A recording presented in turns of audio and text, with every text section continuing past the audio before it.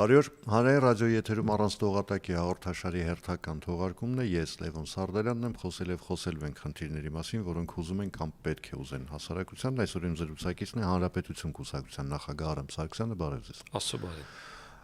Պարոն Սարգսյան, վերջին շրջանում հատկապես Գյումրիում արտահերթ ընտրությունների արդյունքների այսպես համապատկերում ռուսաստանյան պրոռուսական ռուսաստանյան քաղաքական կողմնորոշում ունեցող կուսակցությունների, նաև անհատ քաղաքական գործիչների խոսույթում ավելացավ, որ այդ տեսեք առաջիկա խորհրդարանական ընտրություններում կլինեն դրանք արտահերթ հերթական, ամբողջ Հայաստանում գրանցվելու է նույն պատկերը։ Եվրոպամետներին ցույց են տալու իրենց տեղը, գործող իշխանությանը դուրս են հանելու իշխանությունից, լավագույն դեպքում վերածվելու են դիմության, եւ մենք կգանք իշխանության եւ մենք ձեր բոլորի հարցերը կլուծենք։ Մոտավորապես կարող է մի քիչ գրեհկացնում եմ, բայց մոտավորապես այս խոսույթն է։ Դուք այդ վտանգը տեսնում եք, թե չէ։ Ընդհանրապես վտանգ որպես այդպեսին աչքի տակ պիտի տեսնել ու դրա անվանումը ճիշտ վտանգ է։ Այսինքն որ նախկինները դեռ Երևանում էին ուզում, որ Երևանում պաշտոնակալության գործընթացի ժամանակ ներկա գտնվեր Կոպիրկինը եւ ռուսական մի քանի սպաներ, այդ ակնհայտ էր, ու քանի որ մենք կոալիցիա կազմելով նման խայտառակություն կամ նման վտանգ Երևանում թույլ չտվեցինք, դրա համար իրենք ատամները սրած հետևում են մեր նկատի ունեմ մեր կուսակցության, Հանրապետություն կուսակցության ցանկացած քայլին։ Ինչ վերաբերվում է նույնականացնելուն, այդքան էլ կողմ չէ։ Չնայած նորից եմ ասում, աչքի տակ պիտի ունենալ, որովհետև այդ ուժերին իսկապես Ռուսաստանը աջակցում է, իրենք աջակցում են նաև քարոզարշավների ժամանակ, նաև բազմաթիվ անգամներ բարևներս են փոխանցել պարոն Կոպիրկինին, նորից շարունակեն բարևս փոխանցել այս առումով, բայց նման դրսևորումները չեն կարող կրկնվել համապետական ընտրությունների ժամանակ մի պարզ պատճառով։ Տեղական ինքնակառավարման մարմինների ընտրությունները իրենց մեջ չունեն անվտանգային բաղադրիչ, իրենց չեն ներառում արտաքին քաղաքական պարամետրերը։ Խնդիրները վերաբերվում են լուրջ ներքաղաքական դաշտին, ներքին խմորումներին, տնտեսությանը, իսկ ավելի կոնկրետ մարդկանց, անհատներին, երևույթներին, եւ ես այն կարծիքին չեմ, որ Գյումրիում կոմունիստական կուսակցությունը շատ բարձր վարկանիշ ունի կամ մեծամասնություն է կազմում։ Նույնը նաև քաղաքացիական պայմանագրի մասով ասեմ, որ այդ հեղինակությունը այդքան էլ բարձր չի, հակառակ դեպքում այն 52%-ը կգար ու ընտրություններին կմասնակցեր։ Իսկ համապետական ընտրություններում համար 1 հատկանիշը դառնում է անվտանգությունը։ Բոլորը ուզում են, որ երկրում խաղաղություն լինի, որ իրենց զավակները ծառայեն բանակում խաղաղության տարիների եւ այդ առումով առաջնահերթությունը տալիս են այն ուժերին, որոնք խաղաղության հնարավորություն են ձևավորում։ Իսկ այն ուժերը, ովքեր ավելի ագրեսիվ մոտեցում ունեն, ազգայնական, երբեմն ակնհայտ ընդգծված մեր թշնամիների հանդեպ թշնամական, անկախ նրանից, որ ներքին կենաց ասելու առումով իրենք էլ կողմ են դրան, բայց ընտրությանը դրան չեն գնում։ Ինչու եմ այսպես ասում, որտեվ ես շփվում եմ ամեն շաբաթ կիրակի օր հնարավորության պարագայում դիրքերում կանգնած մեր զինվորների ու ազատամարտիկների հետ եւ վստահեցնում եմ ձեզ, որ թե իրենց սնողները, թե իրենց զավակները միմիայն խաղաղություն են ուզում։ Եվ այն քաղաքականություն, ինչը վարում է այսօրվա իշխանությունները, որը իրենք էլ զիջում են համարում, իրենք էլ համարում են, որ այս իշխանությունը համաձայնվել է Ադրբեջանի ասած ցանկացած պայմանի, բայց հոգու խորքում իրենք այդ ավելի ճիշտ են համարում, քան պատերազմը։ Հետևաբար այս դրսևորումները թե գործող իշխանության առումով, թե եվրոպական արժեքներ կրող ուժերի առումով իրականություն չի դառնալու, որովհետև եվրոպական արժեքներ եւ դեպի արևմուտք առաջարկող ուժերը անվտանգությունն ավելի ամրացնելու, նոր պատերազմ թույլ չտալու գործիքներ առաջարկում, ինչն էլ հանրության բազմաթիվ շերտերի համար շատ ընկալելի է։ Տեսեք, Ռուսաստանից կախվածությունը Հայաստանի տնտեսական նկատի ունեն վերջին շրջանում այսպես էապես ավելացել է այն դեպքում, երբ արևմուտքի հետ տնտեսական կապերը զգալիորեն թուլացել են, այսինքն նույն եվրոպական երկրների հետ մեր առևտրաշրջանառության վիճակագրությունը, որ նայում ենք, այդ ասվածի վառ ապացույցն է։ Հիմա Ռուսաստանը հարկի լինի թե անհարկի լինի, մեզ դա անընդհատ հիշեցնում է եւ ասում է եղբայր, մենք վաղը ձեր օդու ջուրը կփակենք, եթե դուք շարունակեք ոչ այս կողմ, ոչ այն կողմ ձեր քաղաքականությունը, եթե դուք չգաք կոպիտ ասած իմ ոտը, իսկ դուք բացի այնտեղից որևէ այլտեղ գնալու տեղ չունեք։ Այսինքն Ռուսաստանն ասում է, որ դուք դատապարտված եք իմ հետ լինելու, ոչ թե որ իմ հետ լավ է, այլ ուղղակի դատապարտված եք իմ հետ լինելու, նման մոտեցումը չի կարող մեր ազգի նման ազգին, որը ընդգծված ինքնագնահատական եւ արժանապատվության զգացողություն ունի, բավարարի։ Դա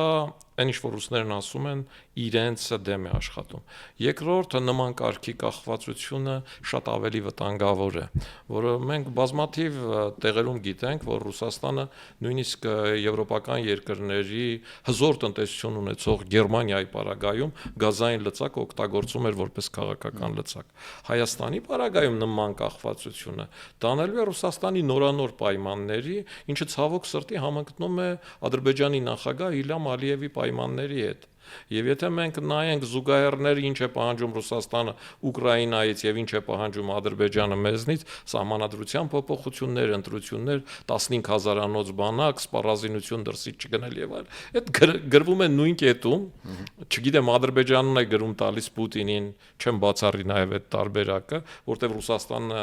նաեւ այսօր իր վարած քաղաքականությամբ նման տպավորություն է թողում, կախվածությունը Թուրքիա, Ադրբեջանից, Չինաստանից, պրոքսի պետություն է դարձել Ռուսաստանը, եւ ես վախենում եմ, որ Ռուսաստանի տնտեսության փլատակների տակ մնա Հայաստանը, այնպես ինչպես Ելցինի ժամանակով ռուբլու գոտուց վերջինը դուրս եկավ, արդյունքում շահեց Արտուր Բաղդասարյանը ընտրություններում ավանդները հետ վերադարձնելու խոստումով։ Իսկ մեր բազմաթիվ թոշակառուներ իրենց ավանդները կորցրեցին բանկերին։ Նման ռիսկը միանշանակ կա։ Հետևաբար պետք է ռուսական կախվածությունից դուրս գալ։ Ինչ ենք անելու մեկ, սա կոնկրետ հարց է իհարկե, շատ դժվար է լինելու մեր համար, հեշտ չի լինելու։ Իհարկե Ռուսաստանը կկտրի գազը, իհարկե Իրանից եկող գազը դրան փոխ լրացնում է, բայց մենք պիտի հաշվի առնենք, որ երկրորդ նախագահ Ռոբերտ Քոչարյանի շնորհիվ այդ գազատարն էլ դարձավ ռուսական եւ այստեղ էլ կարող է խնդիրներ առաջանալ, չնայած պետությունը կարող է գերակաշահով այդ շահագործելու այստեղ խնդիրը կլուծվի, բայց մենք այդ պարագայում անելու ենք այն, ինչ արել է Վրաստանը եւ Մոլդովան։ Վերջիվերջո այդ երկրներին ոչ միայն Ռուսաստանը ուլտիմատում ներկայացրեց, այլև զորք մտցրեց այդ երկրներ։ Պրեդնեստրովիայի առումով, Վրաստանում Աբխազիա, Օսեթիայի առումով հայերի բախտը մի բանում է բերել, որ մենք Ռուսաստանի հետ ընդհանուր սահման չունենք։ Եթե ունենայինք, հիմա մենք վաղուց Բելարուս էինք, այստեղ էլ դրածոներ էին դրվում։ Փոխարենը մենք ունենք սահման Թուրքիայի հետ։ Փոխարենը մենք ունենք սահման Թուրքիայի հետ եւ այդ Թուրքիայի հետ սահմանը ցեղասպանությունը, հայ-թուրքական դարավոր թշնամությունը շահարկելով Ռուսաստանը մշտապես իր ներկայությունը պարտադրել է մեզ։ Այսինքն եթե ռուսները չեն, ուրեմն թուրքերն են։ Եվ ցավոք սրտի Հայաստանի քաղաքական դաշտի այսօրվա լիդերներն էլ նախկին իշխանությունները քիչ մեղմ Լևոն Տեր-Պետրոսյանը, որը դրան բանալիներ էր ասում, հետո ինքն էլ ստիպված եղավ խոստովանել, որ Ռուսաստանը այդ բանալիները կորցրել է, մնացած այդ թեզի վրա են։ Թե Հանրապետականը, թե Ռոբերտ Քոչարյանը, թե Դաշնակցությունը ասում են, եթե ռուսներին դուրս եք անում, ուրեմն իրենց փոխարեն գալու են թուրքերը։ Դա բացարձակ այդպես չի, դրա բազմաթիվ ապացույցներ կան, վաղուց այս տարածաշրջանում գործում է թե միասնական Եվրոպան, ի նկատի ունեմ Ֆրանսիայի առաջատարությամբ, շատ մեծ ակտիվություն է վերջին տարիներին մշտապես ցուցաբերել Մեծ Բրիտանիան եւ շատ դրական ազդեցություն է ունեցել, ասեմ, որ ես ու Արտակ Զեյնալյանը կներեք երևի առաջին մարդն եք, որ Մեծ Բրիտանիայի քաղաքականության մասին դրական ինչ-որ բան եք ասում։ Պիտի ասեմ, որ 2020 թվականի պատերազմից հետո Մեծ Բրիտանիան մշտապես գործել է մեր շահերի շուրջ եւ խնդիրներ է լուծել, որոնք ուրիշ որևէ մեկը չէր կարող լուծել։ Գիտեք, այդ խնդիրները վերաբերվում են բազմաթիվ նրբությունների,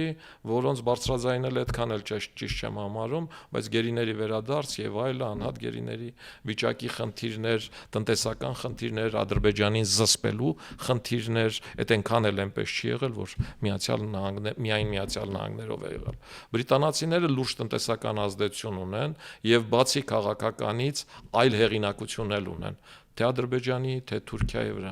Եվ այս առումով որպես օրինակ կարող եմ նշել նաև, որ 2020 թվականին, երբ որ ՄԱԿ-ի անվտանգության խորհուրդ մտցվեց պատերազմը դադարեցնելու խնդիրը Ֆրանսիայի առաջարկով, միանգամից լուրեր տարածեցին, թե բրիտանացիներն են վետո կիրառել եւ Հայաստանում Բրիտանիայի դեսպանը հայտարարություն տարածեց, որ իրենք այդ չեն տարածել։ Հետո պարզվեց, որ դա Չինաստանն է արել եւ Չինաստանի կողմից այդ վետոն կիրառվել ռուսների խնդրանքով։ Ես վստահաբար եմ ասում, որ բրիտանացիները այսօրվա պարագայում էլ Հայաստանի տարածքային ամբողջականության կողմնակից են, իրենք ջատագովն են, որ օր առաջ ստորագրվի խաղաղության համաձայնագիրը, իրենք այդ բարձրաձայնում են եւ իրենք այդ խնդիրը Ադրբեջանի առաջ ամենաուղիղ դնողներից են։ Դա կնհայտ է։ Այդ դեպքում ես չեմ կարողանում հասկանալ։ Միացյալ Նահանգները կողմ է, Եվրոպան կողմ է, Մեծ Բրիտանիան, որը Միացյալ Եվրոպայի մեջ չի մտնում, առանձին վերցած կողմ է, Չինաստանը կողմ է, Իրանի Իսլամական Հանրապետությունը կողմ է, անգամ Թուրքիան է հայտարարում, որ կողմ է, Ռուսաստանը ողջունում է, Ադրբեջանը ասում է, չէ, չեմ ստորագրում, այդ ինչպես։ Շատ բարձ բան կա, ես պիտի հիշեցնեմ, որ 1994 թվականից մինչև 2020 թվականը ձեր թվակած բոլոր երկրները գտնում էին, որ Հայաստանը պիտի օկուպացված տարածքներ, իրենք այդպես էին այդ անվանում, այդ օկուպացված տարածքները հետ վերադարձնի, ներառյալ Ռուսաստանը, բայց Հայաստանը չէր վերադարձնում։ Այդքան ուժեղ էր Հայաստանը։ Ոչ, ուղղակի աշխարհը փորձում է խնդիրները լուծել քաղաքական գործիքակազմով, ոչ ուժային գործիքակազմով, եւ աշխարհը բավարարված էր համարում, որ նոր ուժային process-ներ թույլ չի տալիս։ Այսօրվա պարագայում էլ աշխարհը բավարարված է համարում, որ նոր ուժային process-ներ թույլ չի տալիս սուվերեն տարածքների նկատմամբ, փորձում է այդ երկու երկրներին բերել բանակցային սեղանի շուրջ, աշխարհի տարբեր կենտրոններ աշխատում են, որ այդ բանակցության վերջնական ստորագրումը իրենց մոտ լինի եւ դապտիները իրենց երկրին վերագրվի, ներքին առումով ինչ ցանկություններ ունեն եւ ինչ պատկերացումներ ունեն այս տարածաշրջանում իրենց ազդեցության առումով, դրանք տարբեր են, բայց որ այս տարածաշրջանում միայն Թուրքիան ու Ռուսաստանը չեն, դա կնհայտ է ու միանշանակ է։ Հակառակ դեպքում Միացյալ Նահանգների փոխպետքարտուղար Օբրայենը չէր հայտարարի, որ եթե դուք փորձեք ուժով այդ միջանցքը բացել, ապա Միացյալ Նահանգները կօգտագործի իր ողջ խոսքի կազմը։ Մեր ժողովրդի համար ակնհայտ է, չէ, որ 2020 թվականից մինչև 2025 թվականը Թուրքիան, Ռուսաստանն ու Ադրբեջանը մշտապես ցանկացել են եւ ցանկանում են այդ միջանցքը բացել։ Ով է որ թույլ չի տվել։ Եթե չկա այս տարածաշրջանում երրորդ կողմ միայն Թուրքիան ու Ռուսաստանն են, այդ դեպքում այդ միջանցքը վաղուց բացված պիտի լիներ, առավել եւս որ նոյեմբերի 9-րդ կետի ջատագովների պակաս Հայաստանի քաղաքական դաշտում չկա։ Օբրայենի մասին հիշեցինք, Օբրայենը արդեն պատմություն է։ Իրականությունը Դոնալդ Թրամփի նոր Միացյալ Նահանգներն ընդ որում նոր, բոլորովին նոր երկիր է, որը ինքը սահմանափակում է իր ազդեցության բոլոր գործիքները, որ ժամանակին ունեին փափուկ ուժի կիրառման, այսպես կոչված, եւ այլն, եւ հիմա Հարավային Կովկասում ստեղծվել է մի իրավիճակ, երբ Միացյալ Նահանգները ինքը դեռ չի որոշել ինքը այստեղից ինչ է ուզում կամ ինչ է ակնկալում, Միացյալ Եվրոպան ռազմաքաղաքական միավոր դեռ չի դարձել, հետեւաբար ուժային ազդեցության որևէ լծակ չունի, փոխարենը մենք ունենք ուժային ազդեցության ունեցող Ռուսաստան, ուժային լծակներ ունեցող հնարավոր լծակներ ունեցող Թուրքիա, ունենք դեռ անհասկանալի կարգավիճակում Իրանի Իսլամական Հանրապետությունը, այն իմաստով եմ ասում, որ դեռ բանակցությունների փուլում է սանկցիաները դուրս կգան, դուրս չեն գա, կուժեղանա Իրանը, կթուլանա այս բանակցությունների արդյունքում դեռ հայտնի չէ, եւ տպավորություն է ստեղծում, որ Հարավային Կովկասում այս պահին գոնե ուժային վակուում կա, թեթև, ոչ ամբողջական, բայց թեթև վակուում կա։ Դրա հետ մեկտեղ տեսեք, օրինակ այսօր Իլհամ Ալիևը Չինաստանում ստորագրեց Չինաստանի հետ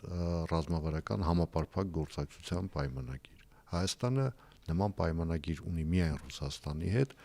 արդարության համար ասենք Վրաստանի հետ, միակ երկիրը, որը Հայաստանին նման պայմանագիր ստորագրելու առաջարկ անում է, դա Իրանի Իսլամական Հանրապետությունն է, եւ այդ առաջարկ անողների մեջ չկա օրինակ Ֆրանսիան, չկա օրինակ Հունաստանը, եւ ինչ պիտի անի Հայաստանը այս իրավիճակում։ Կներեք, մի քիչ երկար տվեց։ Բացարձակ խնդիր չի, պիտի ասեմ, որ ձեր թվարկած բազմաթիվ պարամետրերի հետ համաձայն եմ, բայց կան բաներ, որոնք այդքան էլ սև ու սպիտակ չեն, որովհետև Միացյալ Նահանգները տարածաշրջանով հստակ դիրքորոշում ունի, նույն Լեռնային Ղարաբաղով Դոնալդ Թրամփը հայտարարել է, որ քրիստոնյա ինքը եկել է ճիշտ է ժողովրդավարությունից չի խոսում, բայց խոսում է քրիստոնեությունից, որտեղ մեր առավելությունը ի տարբերություն ժողովրդավարական համակարգի շատ ավելի առաջնային է, մենք առաջին քրիստոնյա երկիրն ենք, եւ ինքն ասել է, որ Լեռնային Ղարաբաղի քրիստոնյա հայությունը, Արցախայությունը բռնի տեղահանվեց եւ նրանք իրավունք ունեն հետ վերադառնալու իրենց բնակության վայրեր։ Այդ մասին նաև բազմաթիվ անգամներ հայտարարել են Միացյալ Նահանգների Սենատում, տարբեր սենատորներ հայտարարել է փոխնախագահը եւ այդ առումով նաև վերջերս Միացյալ Նահանգների պետքարտուղարի տեղակալը հենց Ադրբեջանում հայտարարեց, որ խաղաղության ողջունում է խաղաղության համաձայնագրի համաձայնությունը, գտնում է, որ այն պիտի ստորագրվի եւ գտնում է, որ պիտի նաև գերիներին հետ վերադարձվի, այսինքն այստեղ էլ հստակ մոտեցում կա, թե Միացյալ Նահանգները ինչ է ուզում, այսինքն Միացյալ Նահանգները ակնհայտ գիծ գծեց, որ ինքը պատերազմին դեմ է։ Իր ուզածը խաղաղությունն է, ավելին Միացյալ Նահանգների պետքարտուղարը Թուրքիայում նշեց, որ Դոնալդ Թրամփը օր առաջ սպասում է այդ համաձայնության ստորագրմանը։ Թուրքիայի նախագահ Էրդողանը նշեց, որ ինքը ոչ թե օր առաջ անհամբեր է սպասում։ Մի բան էլ բլոտի լեզվով ասած սրեց, որ անհամբեր է սպասում։ Ռուսաստանը նույն կերպ ասած, այսինքն տարածաշրջանում գրեթե բոլորը ուզում են խաղաղություն։ Ռուսաստանի մասով ես սուբյեկտիվ կարծիք ունեմ, ես միշտ համարում եմ, որ իրենք խաղաղություն չեն ուզում, որտեղ իրենք հասկանում են, որ հայ-թուրքական հարաբերությունները ինչ որ առումով կարգավորվելու ու դիվանագիտական հարաբերություններ հաստատելու դեպքում հաջորդ քայլը լինելու է 102-րդ ռազմաբազայի այստեղից հեռանալը ռուս սահմանապահների, այստեղից հեռանալը, ինչը նշանակում է, որ Ռուսաստանի սահմանները գնալու են Վլադիկովկազ, այսինքն տարածաշրջանից իրենք դուրս են, իրենք զրո ազդեցություն ունեն Ադրբեջանի վրա, զրո ազդեցություն ունեն Վրաստանի վրա, բացի առևտրայինից։ Հետևաբար Միացյալ Նահանգների մոտեցումները այստեղ պարզից պարզ է։ Ինչ վերաբերվում է Մեծ Բրիտանիային, Մեծ Բրիտանիան շահագրգռված է Միացյալ Նահանգների առաջարկած միջին միջանցքով, այսօր Միացյալ Նահանգների ճիշտ է Թրամփի վարչակազմը այդ առումով ոչինչ չի անում, բայց British Petroleum-ը ամենաշահագրգռվածն է, Գալկանի շանքավայրի գազը Ադրբեջանից Լենքոնանի հարթավայր Իջնի Արաքսիապ ու Արաքսիապով Հայաստանով Նախիջևանով գնա Թուրքիա, չգնա Վրաստանով, Սարերով, այսինքն շրջանցի Վրաստանը եւ այդպես այդ նախագծի գինը եթե Վրաստանով 15 միլիարդ է, 15-ից 16 միլիարդ, Հայաստանով Արաքսիապով այդ նախագծի գինը 5 միլիարդ է։ Սրանք հաշվարկված թվեր են, որոնք գոյություն ունեն, ցանկացողները կարող են մտնել ճշտել, այսինքն իրենք էլ են շահագրգռված այս տարածաշրջանը տրանզիտ անելու։ Թուրքիան շատ շահագրգռված է, որովհետև Թուրքիան եթե պիտի ռուսական հաբ դառնար ռուսական գազի դեպի Եվրոպա գնալու, հիմի բրիտանացիներն առաջարկում են թուրքմենական գազի հաբ դառնալ, ինչը պակաս հնարավորություններ չի։ Ինչ վերաբերվում է ներողություն եմ խնդրում, Իրանի Իսլամական Հանրապետությունը պաշտոնապես հայտարարեց, որ Միջին Ասիայից մասնավորապես Թուրքմենստանից գազի ներկրման դեպքում դեպի Իրանն է դառնալու տարածաշրջանի հաբը։ Ոչ մի Թուրքիայի մասին խոսք չկա։ Գիտեք, բարեբախտաբար համաձայն եմ ձեր հետ եւ շատ ուրախ եմ այդ փաստից, Իրանի այդ հայտարարությունից։ Բարեբախտաբար հիմա Միացյալ Նահանգներն էլ, որ միջին միջանցքի կողմնակից էր եւ գտնում էր, որ ճանապարհները պիտի անցնեն Հայաստան, Թուրքիա եւ գտնում էր, որ Թուրքիա պիտի մտնի Մարգարայից ոչ թե Նախիջևանից, ինչը էլի մեզ շատ ձեռնատուր էր եւ ինչի հիմքում ընկած է Հայաստանի խաղաղության խաչմերուկի հիմնական բաղադրիչը, որ ի պատիվի իրենց ճիշտ կազմակերպել են ֆրանսիացիները, ես բազմաթիվ անգամներ եմ դա նշել։ Հիմա Միացյալ Նահանգները հաշվարկել է, որ իր համար մեկ հակառակորդը Չինաստանն է, որը մեկ ճանապարհ, մեկ գոտի ճանապարհն է ուզում իրականություն դարձնել, Ասիայից եկող դեպի Եվրոպա գնացող, իսկ Չինաստանը ինքը շահագրգռված է, որ այդ ճանապարհը շրջանցի Թուրքիան, շրջանցի Թուրքիան եւ անցնի Հայաստան, Վրաստանով ու այդպես գնա Եվրոպա, ինչի որտեղ մեծ Թուրանի հետ Չինաստանը ինքն էլ լուրջ խնդիրներ ունի ու դրա հզորացման կողմնակիցը չի։ Երկրորդ Հայաստանն ու Վրաստանը փոքր երկրներ են եւ իրենք քաղաքական լծակներ չեն ունենա խողովակաշարը բացել, փակելու վրա։ Այդ ազդեցությունը չեն կարող բանակցնել իրենց կմահաճույքից ելնելով։ Ու քանի որ Չինաստանը դա ուզում է, Թրամփը հակաչին է, ինքը ամեն ինչ անում է չինացիների դեպ Գրենլանդիայից սկսած Պանամայի նեղուցով։ Այն ինչ որ Չինաստանն է ուզում, այդ ուզում է Թրամփը եւ ուզում է ինքը առաջինն անել։ Թրամփը Չինաստանին մեկուսացնելու համար որպես փոխարինող տեսնում է Հնդկաստանին եւ գտնում էր, որ այդ շուկան, նաեւ միլիարդից ավել է հնդկական շուկան կտեղափոխի այնտեղ եւ Հնդկաստանով կփորձի այդ հարցերը լուծել։ Բայց վերջին հաշվարկները, այս պատժամիջոցները, սանկցիաները ցույց տվեցին, որ միայն Հնդկաստանը չի կարող փոխարինել Չինաստանին, թե շուկայի առումով, թե ունեցած տնտեսական պոտենցիալի առումով, որովհետև Չինաստանը նոր տեխնոլոգիաների առումով լավ առաջընթաց ունի եւ Հնդկաստանը լավագույն դեպքում 5-ից 10 տարվա մեջ կարող է հասնել այդ արդյունքին։ Հետևաբար Միացյալ Նահանգները հաշվարկեցին ու գտան, որ Չինաստանին ամբողջությամբ կարող է փոխարինել Հնդկաստանը Իրանի հետ միասին։ Իրանը իր լոգիստիկ ճանապարհներով եւ ունեցած բնական ռեսուրսներով։ Այս պարագան կիրառելու համար Միացյալ Նահանգները սկսեց այդ բանակցությունները Իրանի հետ, ինչը ես էլ շատ ողջունում եմ, ավելին աղոթում եմ, որ դրանք հաջողություն ունենան։ Մի անգամ նաև մեր ժողովրդին եմ ուղիղ եթերով ասել, որ բոլոր հավատացյալները թող աղոթեն, որ դա հաջողի, որտեվ այդ Հայաստանի համար ժողովրդի լեզվով ասած բինգո է լինելու ու 10 տարի հետո լրիվ ուրիշ Հայաստան ենք ունենալու, լրիվ այլ կոմունիկացիաներով։ Ու այդ պարագայում է, որ Ադրբեջանը տեսնելու է, որ ինքը ընդհանուր կոմունիկացիոն գծերից դուրս է մնում ու գալու է ստորագրելու է խաղաղության համաձայնագիրը ու խնդիրներն էլ շատ հեշտ են լուծվելու։ Նորից եմ ասում, տա Աստված, որ այդպես լինի։ Այդ ծրագրի մեջ մտել է նաև շատ պինդ Ֆրանսիան, որը ի սկզբանե Թուրքիայով եւ Ադրբեջանով անցնելու ճանապարհին դեմ էր, ինքը Հյուսիսարավի կողմնակից էր, ինքը Իրանի ամենամոտ բարեկամն է, Իրանը Ֆրանսիայով է կապում իր հնարավորությունը Եվրոպա դուրս գալու։ Դա Ֆրանսիան միակ երկիրն է, որը Չինաստանում ներդրումներ է անում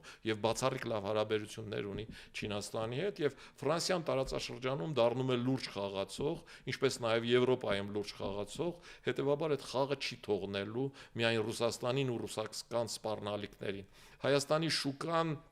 Հայաստանի արտահանվող ապրանքները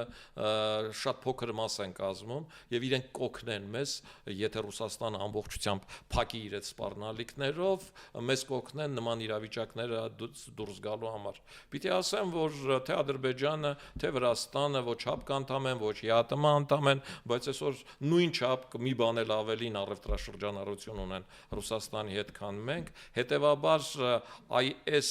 դեպի Եվրոպա գնալու, ՀԱՊԿ-ից դուրս գալու դեպի ԵԱՏՄ-ից դուրս գալու քայլերը ինչ որ առումով որոշակի ժամանակ ցավոտ կլինեն, բայց դրանք չեն նշանակի, որ մենք Ռուսաստանի հետ կթշնամանանք կամ Ռուսաստանը այլևս մեր ապրանքները չի գնի։ Կգնի այնպես, ինչպես վրացական գինիներն է գնում ու շատ ավելի շատ կգնի, քան Եվրոպան է գնում։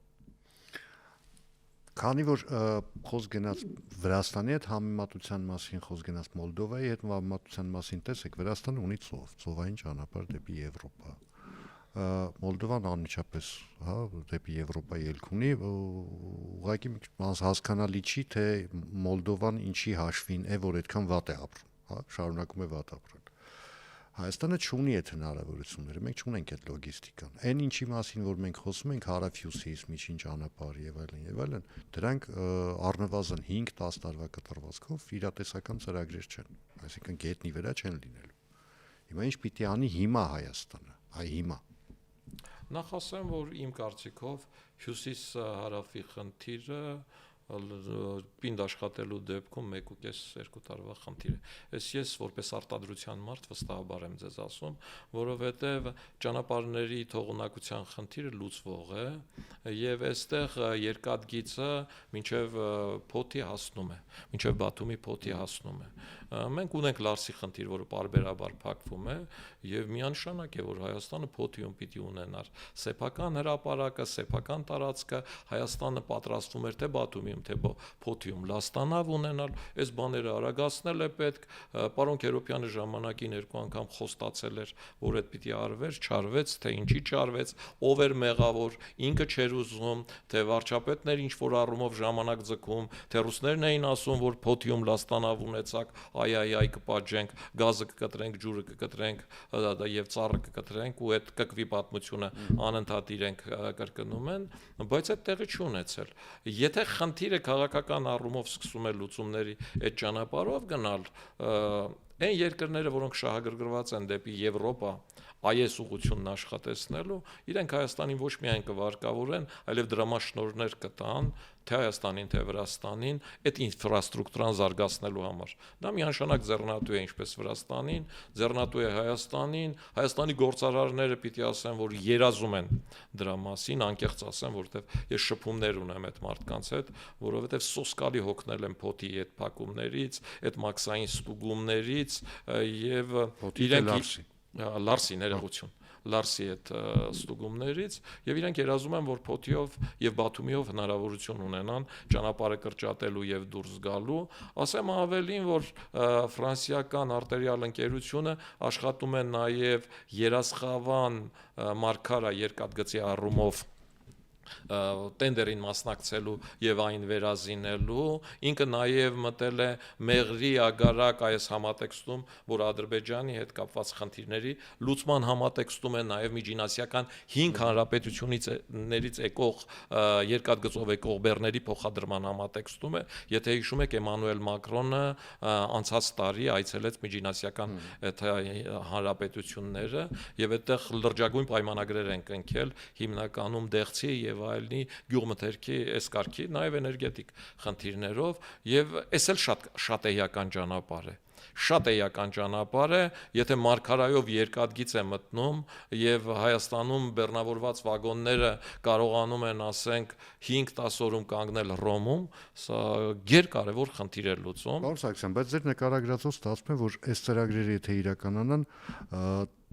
այսպես ճանապարհային փակուղում հայտնվում է Ադրբեջան։ Գիտեք, եթե կայանում է միջինասիական հանրապետություններից եկող ճանապարհը, Ադրբեջանը փակուղում չի հայտնվում, որովհետև այդ ճանապարհները մտնում են Ադրբեջան, հետո Հայաստան, երկաթգիծը Հայաստանում նախկինում եղել է եւ գործել է, որից հետո մտնում է Նախիջևան, էլի որը Ադրբեջան է, էլի չի շրջանցում եւ ընդհանուր առմամբ Ադրբեջանի երկաթգծի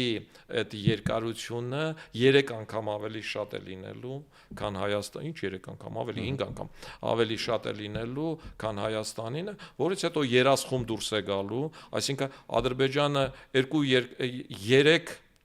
երկաթգծային նավահանգիստ է ունենալու, Հայաստանն ունենալու է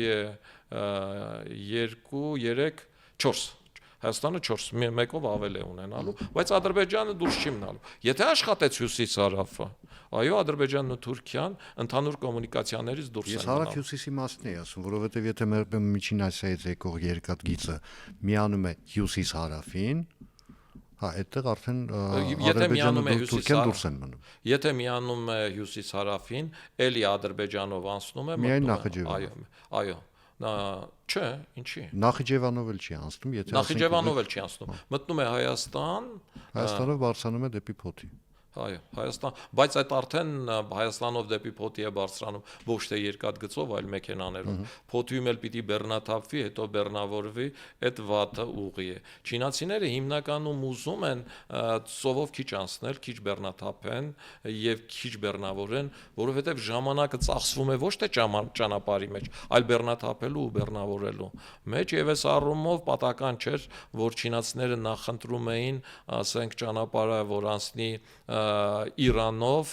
ծովով գա մինչև Իրան Չաբահար նավահանգիստ, այնտեղով շրջանցի Թուրքիան, գա Հայաստանով եւ Հայաստանով գնա դեպի Ռուսաստան եւ այլը եւ այդ ուղիներով Եվրոպա։ Շատ շնորհակալություն զրույցի համար։ Հիշեցնեմ այսօր իմ զրուցակիցներ Հանրապետություն կուսակցության նախագահ Արամ Սարգսյանը, ես Լևոն Սարդարյանն եմ, կհանդիպենք արդեն վաղը նույն ժամին, նույն վայրում, հաջողություն եւ համբերություն բոլորիս։